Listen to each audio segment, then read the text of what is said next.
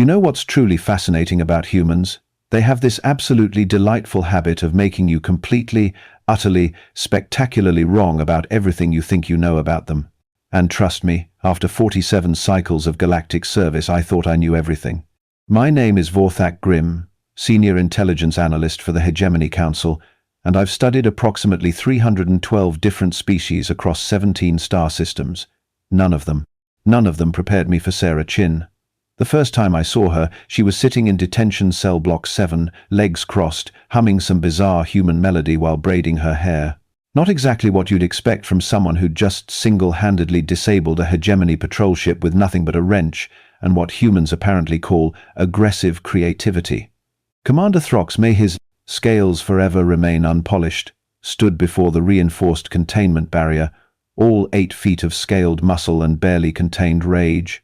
This tiny creature destroyed my ship? Technically, Sarah said, not bothering to look up from her hair. I didn't destroy it.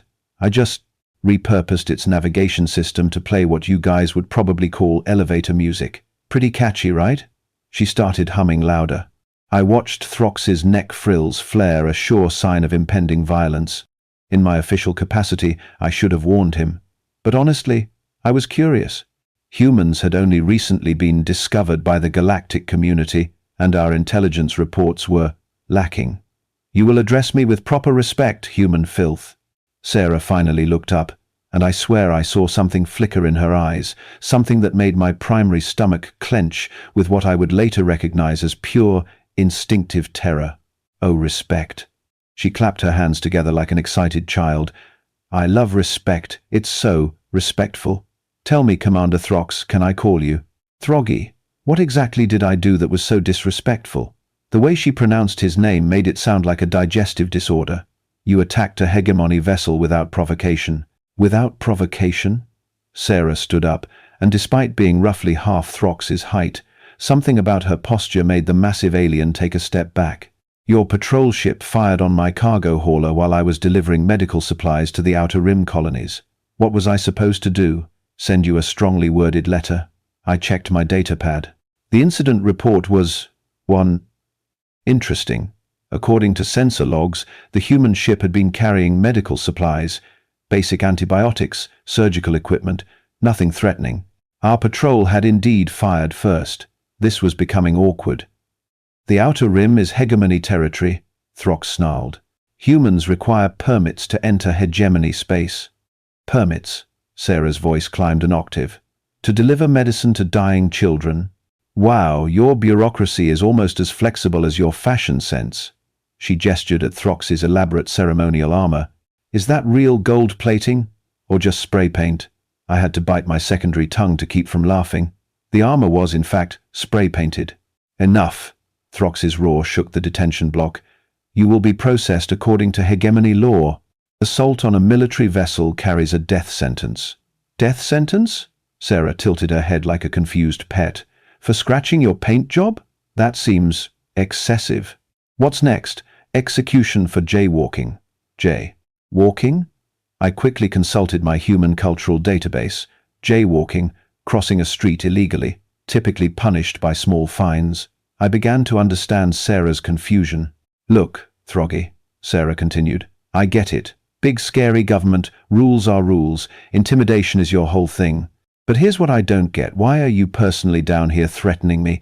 Don't you have, I don't know, subordinates for this kind of work? Minions? Interns? Throx's frills were now fully extended. I came here to look into the eyes of the creature that dared challenge hegemony authority. Oh, Sarah nodded sagely. So this is about your ego. Got it. She sat back down and resumed braiding her hair. Well, you've looked. How do you feel? Satisfied? Validated? Ready to write in your diary about the scary human who hurt your feelings? I watched Commander Throx's face cycle through several colors I didn't know his species could produce.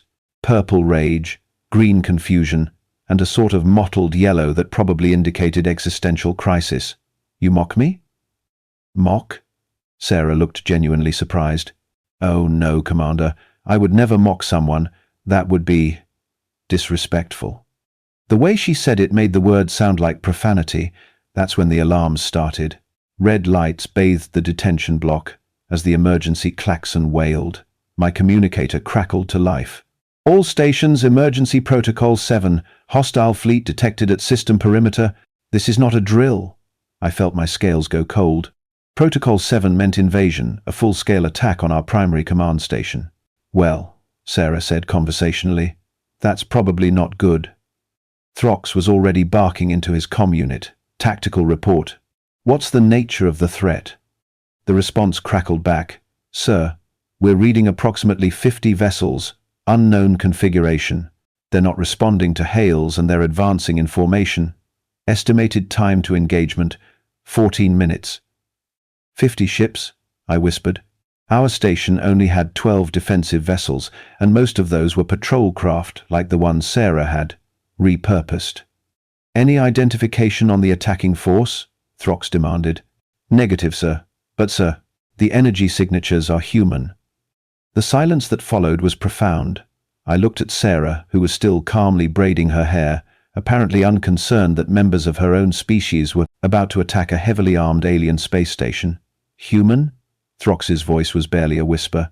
Yep, Sarah said cheerfully. Sounds about right. We're terrible at communication but excellent at pattern recognition. You attack one of our ships carrying medical supplies, we assume you're hostile. Simple, really. But humans are supposed to be primitive. Your technology is centuries behind ours. Sarah paused in her braiding. Oh, our technology is definitely primitive. We use kinetic weapons, chemical propulsion, fusion reactors, all very basic stuff. She smiled, and it was not a comfortable expression. But here's the thing about primitive technology. It's cheap, easy to manufacture, simple to repair, and when you build enough of it, she shrugged. Quantity has a quality all its own. I was frantically accessing intelligence reports on human military capabilities. What I found made my tertiary heart skip several beats. Humans had apparently spent most of their recorded history perfecting one specific skill: warfare. They were phenomenally, enthusiastically, creatively violent.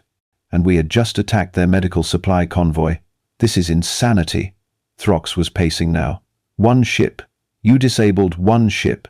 One ship carrying medical supplies, Sarah corrected, to children with diseases who were dying.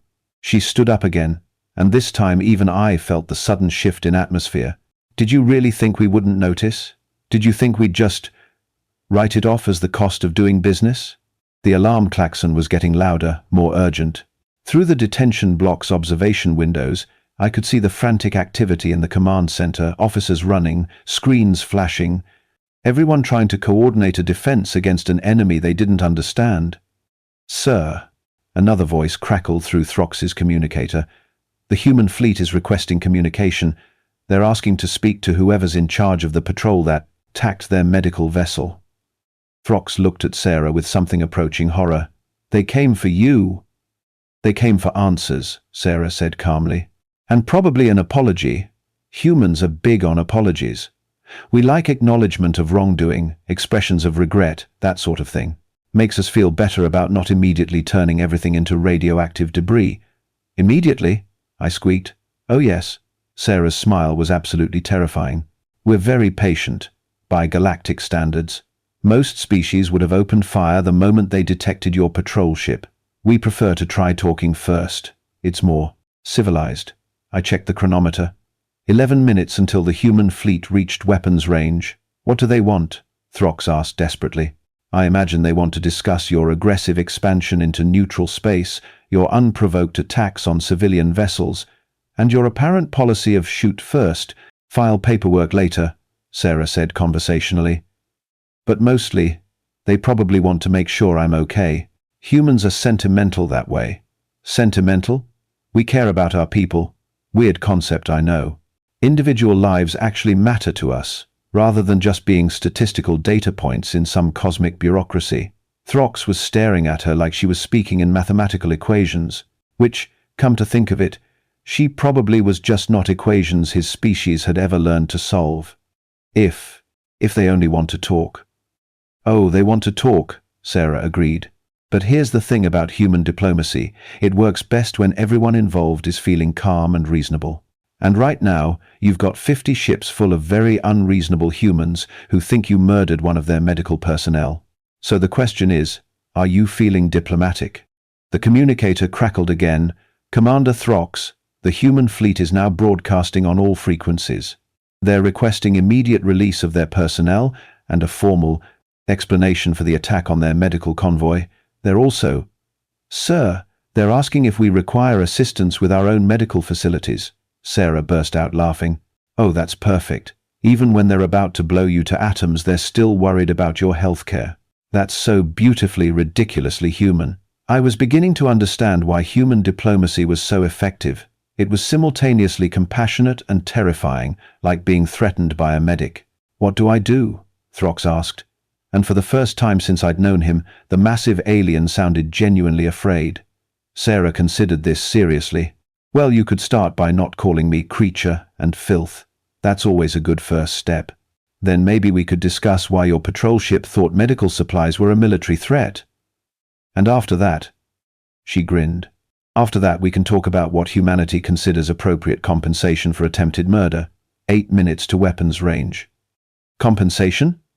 Oh yes, humans love compensation. Reparations, damages, punitive payments. We're very creative when it comes to making people pay for their mistakes. Of course, if you're not interested in financial solutions.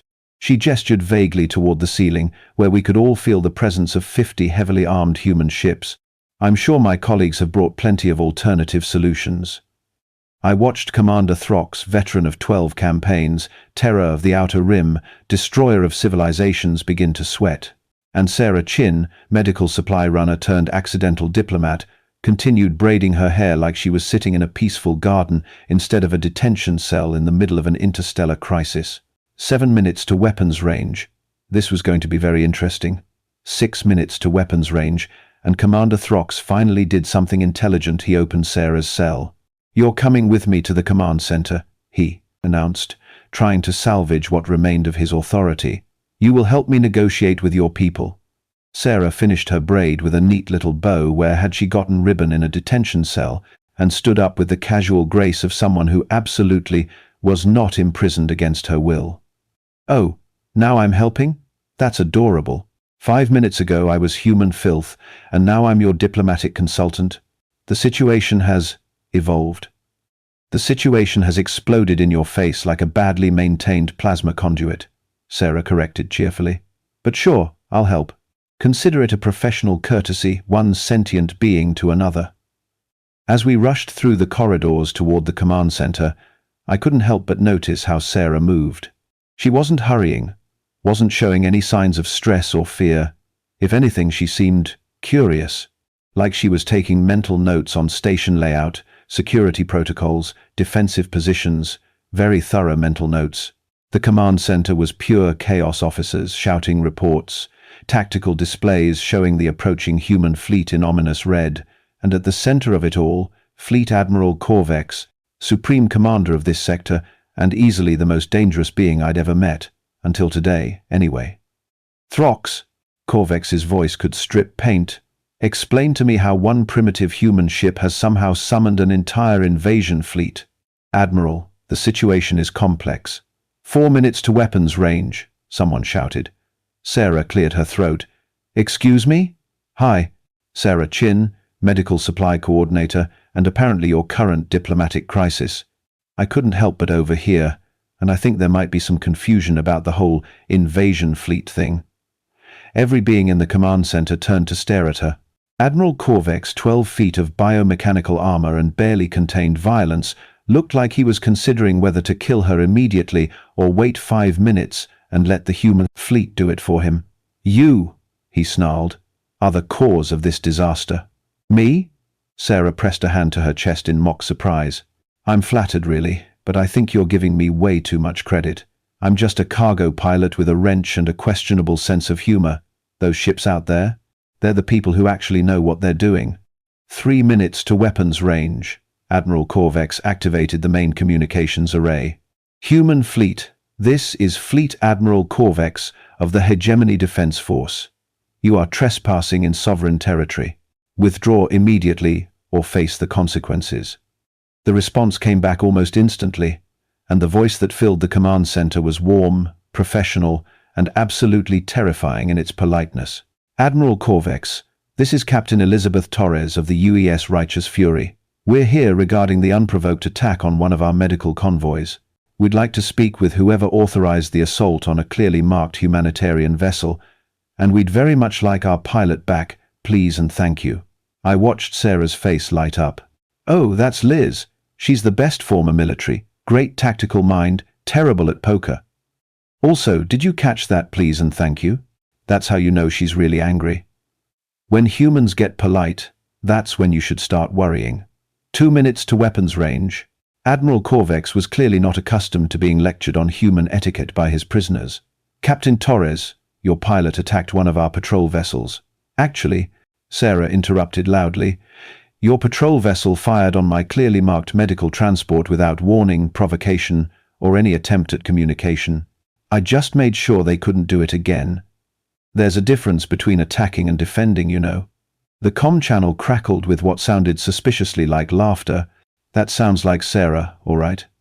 Admiral, I'm going to need you to release our pilot, immediately, and prepare to discuss reparations for this unprovoked assault. We take attacks on medical personnel very seriously. Reparations? Admiral Corvex's voice climbed several octaves. You dare demand payment from the hegemony. 1 minute to weapons range. Oh, we're not demanding anything, Captain Torres replied pleasantly. We're requesting. Demanding would involve us simply taking what we think we're owed. And trust me, Admiral, you really don't want to see what humanity considers appropriate compensation for attempted murder. I was frantically running calculations on my datapad. 50 human ships against 12 hegemony vessels. The numbers were not encouraging, especially when I factored in what I'd recently learned about human military doctrine. They didn't fight to win territory or resources. They fought to win permanently. Admiral, I said quietly, perhaps we should consider— Silence, Corvex roared. The hegemony does not negotiate with primitives. That's when Sarah started laughing. Not the polite chuckle she'd been using before. This was full-blown, head thrown back, tears in her eyes, laughter. Primitives? She gasped between fits of giggles. Oh, Admiral, you beautiful, clueless, overgrown lizard. Do you know what those primitive ships are carrying? 30 seconds to weapons range. Kinetic bombardment systems, Sarah continued cheerfully. Fusion warheads. Antimatter charges. Rail guns that can punch through a moon. Oh, and my personal favorite, gravity bombs. Do you know what a gravity bomb does, Admiral? Corvex's biomechanical armor was making ominous clicking sounds. What? It creates a localized gravity, well, approximately 50 times stronger than your planet's natural gravity. Everything within a 10-kilometer radius gets compressed into a space roughly the size of a marble. Very efficient, very thorough, very permanent. 10 seconds to weapons range. The tactical display showed the human knot aglow, fleet spreading into attack formation, weapons charging, target locks acquiring. In 8 seconds, this was going to become the shortest battle in galactic history. Wait, Admiral Corvex shouted into the comm. Captain Torres, we. There may have been a misunderstanding. 5 seconds. Really? Captain Torres sounded genuinely interested. What kind of misunderstanding involves firing on a medical transport? 3 seconds. The kind where someone makes a very, very big mistake, Sarah called out helpfully. Right, Admiral? 1 second. Yes, Corvex screamed. Yes, a mistake. A terrible, horrible mistake. The countdown reached 0. Nothing happened.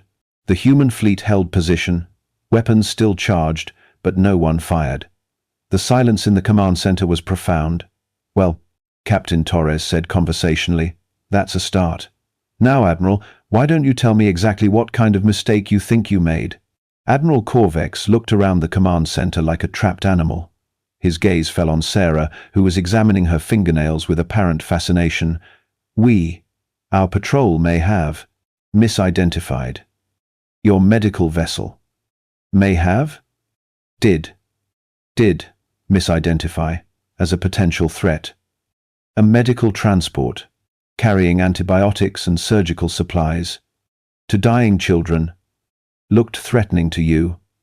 I watched the Admiral's face cycle through the same color changes I'd seen in Commander Throck's earlier.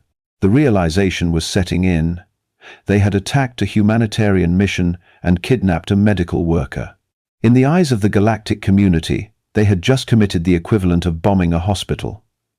It was an error in judgment, Corvex admitted quietly. An error in judgment, Sarah repeated thoughtfully. That's one way to put it. Another way would be criminal negligence resulting in attempted murder, but I suppose error in judgment sounds more professional.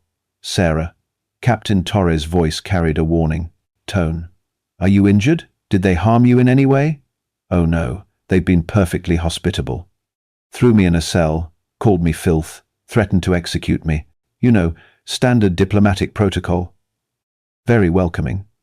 The silence that followed was somehow worse than the shouting had been. I see, Captain Torres said, and those two words contained enough concentrated menace to power a small star. Admiral Corvex, I think it's time you and I had a more detailed conversation. In person. Would you be so kind as to prepare a docking bay for my shuttle?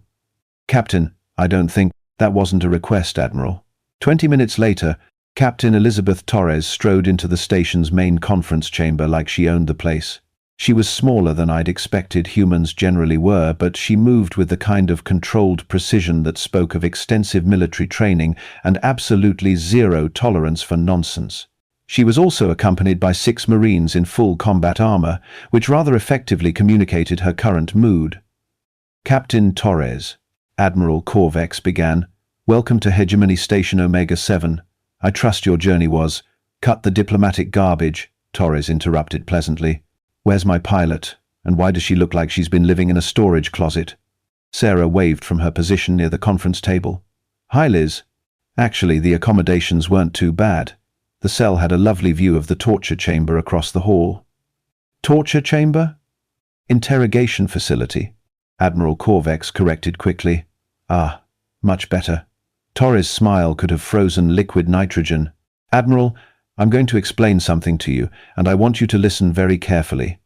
In human culture, medical personnel are considered non-combatants. Attacking them is a war crime. Imprisoning them is a war crime. Threatening to execute them is definitely a war crime. Captain, I assure you, I'm not finished.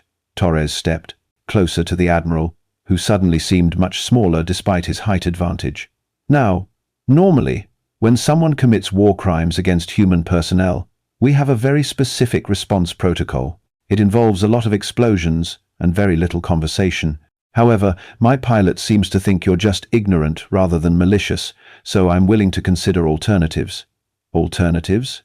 Reparations, public apology, compensation for damages and emotional distress, and most importantly, Torres paused for effect. A guarantee that this kind of misunderstanding will never happen again. Admiral Corvex looked around the conference room like he was hoping for divine intervention. What he got instead was Commander Throx clearing his throat nervously. Admiral, perhaps we should consider the captain's proposal. The alternative seems expensive. Expensive? Torres raised an eyebrow. Commander, you have no idea. When humans calculate war reparations, we tend to be very thorough. We factor in mental anguish, lost productivity, cost of military deployment, hazard pay for our crews. She gestured vaguely. Conservative estimate? About 12 billion credits. I watched Admiral Corvex's primary heart stop beating for several seconds. 12 billion. That's just for the medical transport incident, Sarah added helpfully. If we start factoring in the unlawful imprisonment, threats of execution, violation of galactic humanitarian law, she shrugged, could get into the trillions, really. However, Captain Torres continued, if we can reach an amicable settlement right now, today, in this room, I'm prepared to accept significantly less. How much less? Full public apology to the galactic community. Compensation to Sarah for her inconvenience, let's say 50,000 credits. And a formal agreement that hegemony forces will respect the neutrality of medical vessels in the future.